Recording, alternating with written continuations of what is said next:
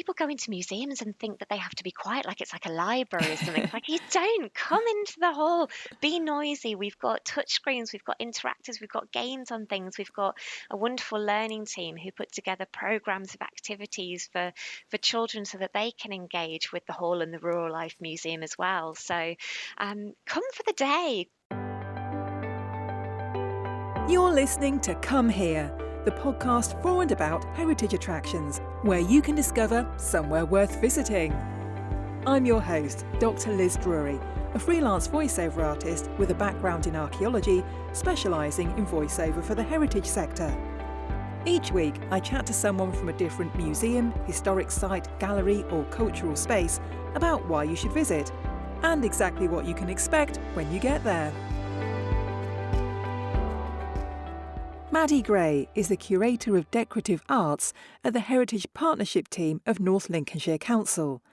One of the sites she spends most of her time at is Normanby Hall near Scunthorpe. Thank you very much for joining me on the podcast today, Madi. Oh, thank you for having me. So can you briefly introduce yourself and tell us about your role? Absolutely. I'm Madi Gray. I'm the Curator for Decorative Arts for North Lincolnshire Museums. So our service covers North Lincolnshire Museum in Scunthorpe and also Normanby Hall just outside of Scunthorpe. We also kind of have a shared service agreement with North East Lincolnshire. So we do some work over there, over at the Fishing Heritage Centre in their stores. And yes, we kind of just dabble and put our fingers in a few pies around the area. Sounds really interesting. So today we're going to concentrate on Normanby Hall. So tell me where Normanby Hall is and what it is. Normanby Hall is just outside of Scunthorpe in North Lincolnshire. Normanby Hall is we call it a Regency mansion. It's actually just slightly post-Regency. It was built between 1825 and 1830, and it sits in a lovely bit of parkland, so people can come for the day. You can get an annual pass and see the exhibitions in the hall. It's 2 floors worth of exhibitions in the hall. The ground floor shows off what life would have been like when the family were first living in the house when it was first built. And then the first floor, we've got changing exhibitions in there, a costume gallery, and then people can just enjoy the parkland for the rest of the day. It's quite a nice, lovely site. We've also got a Rural Life Museum on site as well, so people can experience what life was like more for the estate workers. Yeah, there's lots to see for sure. So who was the hall originally built for? It was built for the Sheffield family. So the Sheffield family actually still own the hall. North Lincolnshire Council leases it. We've got a 99-year lease, and it started being leased in the 60s. So there were 2 halls previously on this site. So the parkland's been kind of the land's been in the Sheffield family since about the 1500s, and so this is the 3rd hall that's been built on this site. It was commissioned by Sir Robert Sheffield, and it was built by Smirk, as I say, between 1825 and 1830. So and then it came over to become a museum in the 1960s. So how much of the house can people actually see? You can go into, so the ground floor rooms, as I say, they're kind of they're open displays, and they're exhibited with Regency furniture. And we are really lucky in that we get Arts Council funding, so we use some of that to change the exhibitions within those rooms every year, because we were kind of feeling that once you've visited here and you've seen those rooms, people were coming back every year and nothing was changing. So why would you keep coming back? So we have a programme of exhibitions that focus on the Sheffield family and different ways of interpreting the story of the Sheffield family, and kind of bringing the rooms more to life and putting the family and the life back in the rooms, as well as we've been working with artists to interpret the different stories that the hall has to tell, or the different objects and motifs and styles and things like that. So there's quite a lot to see. Kind of something changes every year in that ground floor. Where the original hall, the original sort of cube-shaped building, was finished in 1830, and then between 1905 and 1907, Sir Walter Brierley built this lovely big extension, and in the ground floor of that we have kind of weddings and functions. So that's available for people to use and to hire out. And then on the first floor Again, it's all of that first floor, so that tells the story from that sort of 1905, 1907 period when all of these massive changes were made, because there used to actually be a huge servants' wing that was built at that time Mm. that kind of rivaled the hall in size. It was Mm. absolutely huge, but it was only up until 1949, and then it was pulled down. So we tell the story of the servants, because that's what everyone's really interested in, Yeah. aren't they? They want to know about the working life and how it all worked. So we've got those stories there, and then a changing exhibition in the first floor gallery. The hall was used as an auxiliary hospital in the First World Mm. War, so we've got that story up there as well. And the River Trent up the road was used for secret testing of amphibious tanks during Yeah. World War II. So we've got a bit of that story in there as well. And then every year the costume gallery changes, and we've also got a couple of period rooms on that first floor as well. So it's quite a small house, really. It was just kind of used as a winter hunting lodge in the end. So it is quite small, but very cosy, and there's still plenty to do. Always loads to see, and then as I say, you can spend the rest of the day here as well. Yeah. So if you're able to keep changing the exhibitions all the time, Mm. presumably you've got a lot of items that aren't always on display. Yes, that's right. So, as I said, when you come and see a historic house and all the furniture is kind of still in the same place the next time you come, why would you come back? So we have a little stash of furniture that does kind of get moved around. When the family left in the 1960s, they took the majority of it with them. Mm. So we only have really a few items that are original to the house, which we kind of point out and make a bit of a fuss of. Mm. But what's really interesting is that Michael Kirby was the curator in the 1960s. He was the first curator, and he came to Normanby Hall, and all the rooms were just bare. Mhm. So we still have all of the auction catalogues from where he went round all of these auction houses with £2,000 to furnish all of the ground floor rooms in the hall.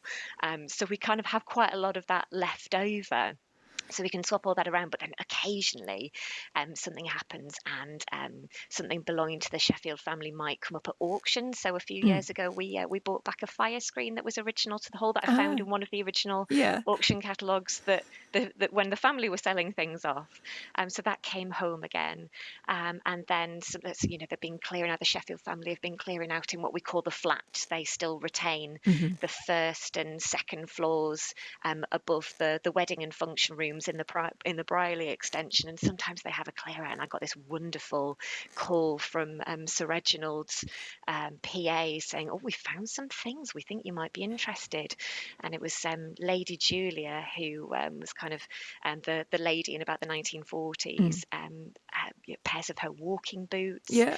and there was parasols wrapped in newspaper that hadn't been opened since they were last wrapped up in kind of 1903. Ah. So bright yellow and pink, and all these kind of little treasured items that then go on display. And we like to make a bit of a fuss of those. So we've got, and the family's great in that they work with us. They're interested. They want to give us this information. So we've got that to be able to exhibit. And this year we've got an exhibition called Behind Every Great Man is a Woman, which I'm sure Mm. you'll agree with. Oh, yeah. And that's we don't really focus on the Sheffield ladies because we're too busy concentrating on all the sirs and lords and everything. So it's meant that I've been able to get my teeth into that and do a good bit of research and find out more about these women and Mm. put those into the hall. So there's always loads of stories to tell, and there's loads of different ways of interpreting it. Artists have always got some fantastic ideas, and whether we do that kind of visually or digitally, with audio, there's loads of different ways of interpreting the collection. And of course we've got the costume collection as well. We've got over 8,000 pieces in North Lincolnshire Museum's Wow. costume collection.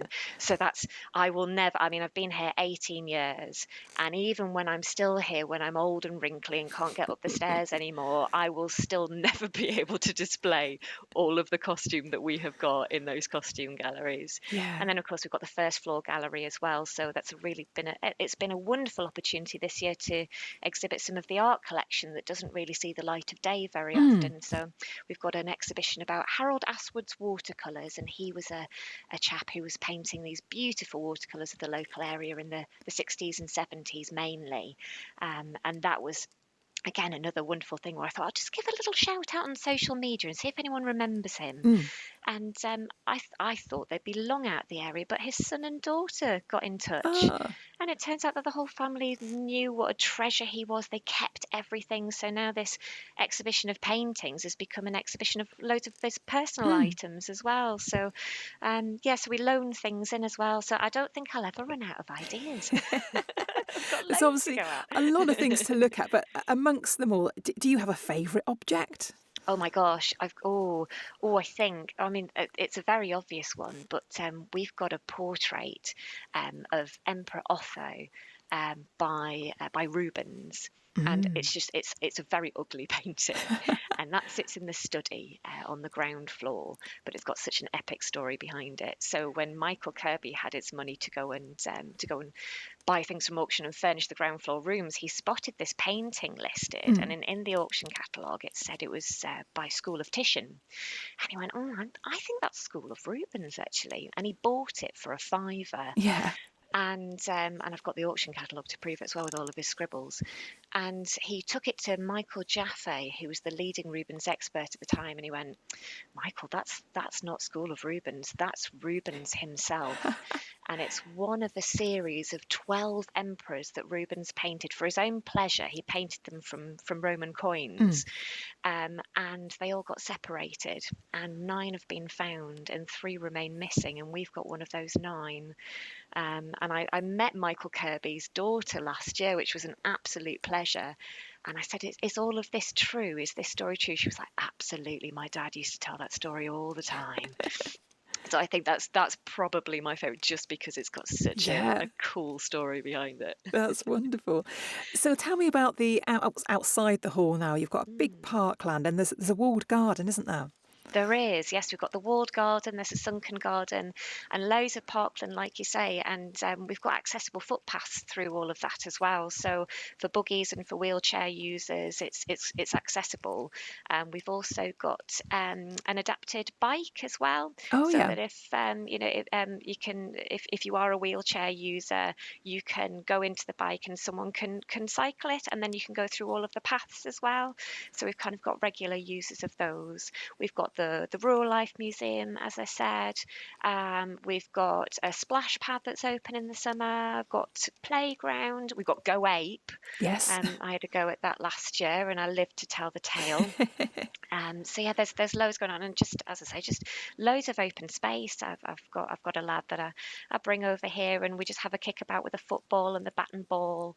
We've got lovely trees, and I think they're working on a tree trail at the moment, so Oh, you can learn what they all are. There's trails around the whole park as well. So gosh, there's so much to keep kind of people of all ages busy all day, really. and we must mention the trains as well. Oh yes, absolutely. We've got the land train running in the holidays, and then there's a little miniature railway as well that's run by a local group that again runs on holidays and bank holidays, and that's such I love that. That's I such do. a special little treat. And tell me about what's inside the walled garden, because that's quite special, isn't it? Yes, so the gardeners grow everything organically, and a lot of the produce is used in the cafe Hmm. and can be sold in the shop as well. So they're aiming for zero waste. So I mean, having the cafe on site is fantastic, and if you go at the right time of year, you'll get your seasonal soups and Yeah. everything, and it's all fresh from the garden. They've got espaliered pears and apples and things along the wall, so it's kind of it looks like a Victorian walled garden, Yeah. but they're using modern techniques, and everything organics, and heading for this zero waste, which I think is fantastic. Yeah. And obviously people can bring picnics because the park's huge.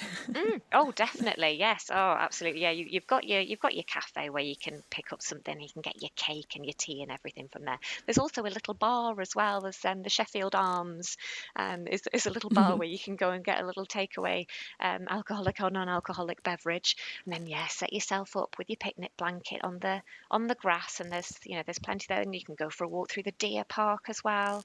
And at certain times of the year, they have deer feeding more Mhm. towards Christmas in the winter. It's there's loads to explore, and there's even a little fishing lake down through the deer park as well. That's a lovely Ah, walk. You can take some really big circular routes. Loads of wildlife in the park as well. It's quite a feast, really. yes. Now, we've talked about how the accessibility of the park, and the paths are very flat and even for wheelchair users and so on. How about the hall? Can people access the hall if they've got mobility issues? We do have a ramp leading into the ground floor of the hall, and this is something that we are still working on. But unfortunately, our lift is the original Edwardian lift that was put in Oh, when the Briley extension was put on. So we only use it for goods. We don't put people in hmm, it. But we have been working for quite a long time to try and get funding to convert that into a passenger lift, so that we can remove a false wall on the first floor and get passengers up there. mm, Unfortunately, that still hasn't been achieved yet, but it is something that we are working on. We have a virtual tour of the hall, and that gets updated every year, and that gets put onto the ground floor entrance hall touchscreen, so hmm, that if people can't access the first floor, they can kind of virtually walk around the rooms and yeah. get up close to the objects, and they can go behind the ropes as well, which is quite nice. And that's also available on our website for anyone who just wanted to view it from home. Yeah. And tell me about dogs and how dog friendly the site is. Oh, yes, yeah, dog-friendly site. We just ask that people keep them on a lead, because we've got a lot of peacocks and Yeah. a lot of wildlife that doesn't want to be disturbed by the dogs. But and again, people come up here just purely for a dog walk. If you buy an annual pass, it means you pay your price for the year, and you can come as many times as you want to within that year. So we find that people pop up on a morning with the dogs, go for a lovely walk, and then head home again. And it's nice because when you go, like, I'll go from the hall to the office, and it's great because there's just dogs everywhere. So it takes me twice as long. So I'm like, oh, can I stroke the dog? Can dogs go in the hall itself? They can't go in the hall. It's just for kind of access dogs Hmm. only. Excuse me. But no, dogs will have to stay outside of the hall. Yeah. Now, I know the hall is sort of your specialty, but tell me a bit about what's in the other museum, in the Rural Life Museum. Oh, the Rural Life Museum is it's quite a feast. So that's 2 floors of farming equipment and other equipment that's kind of local to the area. Mm. A lot of local companies, and my colleague Afelina has been researching a lot of the estate staff. So, like with the hall, when we're kind of trying to bring life into those rooms, and the Sheffield family and the servants into these rooms, Afelina has been working on bringing the estate workers into the Rural Life Museum, so you can get much more of an idea of what daily life was like for different people, and what sort of different people made up the estate, and how the estate ran, and how important this was to feed into the hall and to keep the hall running, and how it was an estate wide kind of process that Mm. kept everything going. It was such a huge thing. She has also been working with an artist to create a wonderful commissioned piece as part of the exhibition, that's not only running in the Rural Life this year, but it's going to be touring around other places, and Mm. there's going to be events throughout the year, because this is 400 years. It's Vermouden 400. It's 400 years since Cornelius Vermouden was contracted to come over here from the Netherlands and to drain the Isle of Axholme. Mm. So there's a lot of events around that this year. We popped up on Saturday, me and my mum, because there was a band playing, a folk band called the Tiddymun Band, Mhm. which is based around the folklore of Tiddymun, the little man who people were trying to please on the Isle of Axholme, and everyone was very worried when they started draining it, because he was a man of the water. So there's loads of folklore around it that's going to be explored over the next year, and a lovely little exhibition within the Rural Life Museum. So, yes, it's trying to explore more of those kind of just very local traditions and local people, and it's a great snapshot of life on the estate. Yeah. Now, we've covered a lot there. So how long should people allow for a visit, do you think? Oh, God, I suppose it depends on what floats your boat, really. Some people just come to enjoy the parkland for a few hours. We do encourage people to get into the hall. I think we're trying to do more about it. I think people go into museums and think that they have to be quiet, like it's like a library or something. It's like, you don't come into the hall, be noisy. We've got touch screens, we've got interactors, we've got games on things, we've got a wonderful learning team who put together programs of activities for children so that they can engage with the hall and the Rural Life Museum as well. So come for the day, and the hall opens at 10. Go and enjoy that for an hour or so. Go and get yourself a cup of tea from the cafe, and then have a nice wander through the parklands, and then go to the Rural Life Museum and spend another hour there. Go and get your lunch at the cafe. Spend another hour in the parklands, and then if you're feeling really brave, have a go at Go Ape at the end. So, yeah, give yourself a full day, or bring a picnic if you like. And are you open every day? We are at the moment, so the whole park is open all year round. The hall closes in January and February, because that's another big part of my job, is to get everything out and get all the new stuff back in again, as well as do all the high level cleaning during that time. And we get the chandelier winched down and serviced, and have to put up with all the only fools and horses jokes. And there's a huge program of maintenance within that time. So yeah, at the moment, everywhere's kind of open all day, really. So the hall's open 10 till 4 every day, up until January, and the Rural Life Museum is back open again now as well, and that'll be until the winter as well. So yeah, cafes open every day 9:30 till 4. The wall gardens open every day. The gift shops open every day, and of course the grounds. So there's plenty to have a little go at. Yeah. So how much does it cost to come in? So for adults, it's £12.50. Concessions are £11.50. Children, 5 to 16, are £7, and then children concessions are £6. Under fives are free, so there you go. Under fives are not only free, but we've got loads of trails and activities for them to do around the park and in the buildings as well. It's really good value for money if you're thinking of visiting quite often, or even just a few times. You can buy an annual membership. So there's different kind of levels of membership. So for two people, it's £35 for a year, which is, once you've visited a few times, you've got your money back already. So, and then you can get bigger group memberships. So up to 7 people is £40. Yeah, sort of it goes up. So the more people you can add on to your membership, but those are well worth it. Those are very good value for money. Yeah, definitely. What would you say has been your most memorable moment over the last 18 years of working there? Oh my goodness. Oh gosh, I've had so many. Tell you what though, I think it's got to be as recent as last year. Where are we on? Also, it'll be the year before, actually, September 2024. We were working with a wonderful local film production company called Crow's Eye, to do an exhibition called What the House Holds.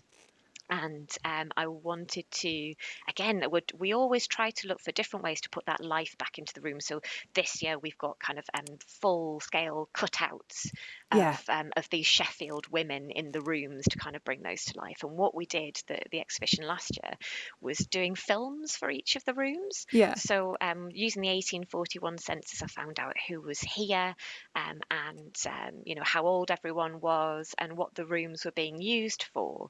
And Crow's Eye is a mother and daughter team. So the mum, Pauline, makes all of the costumes, absolutely stitch by stitch, historically accurate, and does loads of research. And then her daughter, Nicole, does photography and does all this filming. And then they get kind of hair and makeup in and things. They do these amazing getting dressed videos where you can see, like, right from the bottom what people are wearing with all the layers of underwear. They put those on YouTube. So I got them to do these videos of how the rooms were used, and it was the longest day of my life. I got to work at 6 o'clock in the morning and I left at 6 o'clock that night.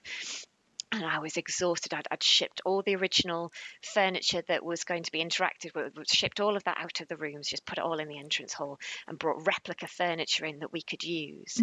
And we had everyone dressed up and filmed, kind of sitting and taking tea and playing with the children and having guests over and reading, and really kind of bringing these rooms to life. And my best bit was that I got to get dressed up as well.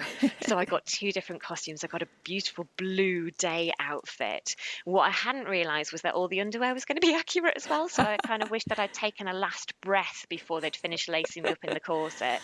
And I had all the underskirts and everything. And I take costume talks out to various groups like WIs and things. And what's really good now is that I can say firsthand what it was like for an 1840s woman to walk, to sit down, to, I can see why it was...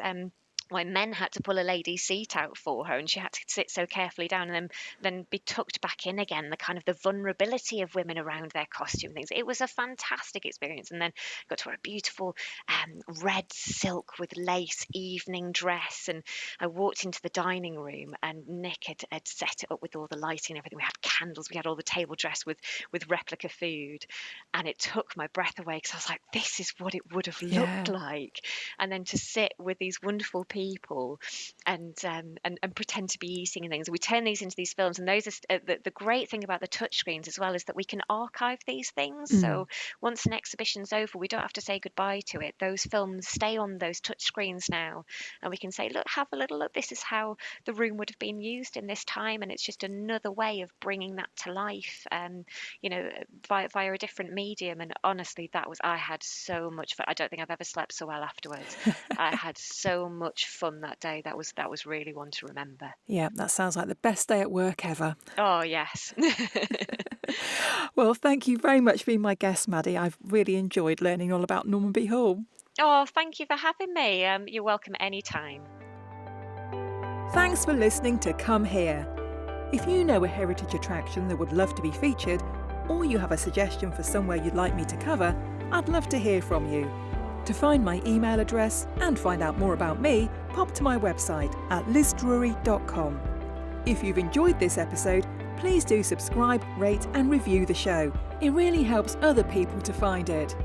See you next time, and come and discover somewhere else worth visiting.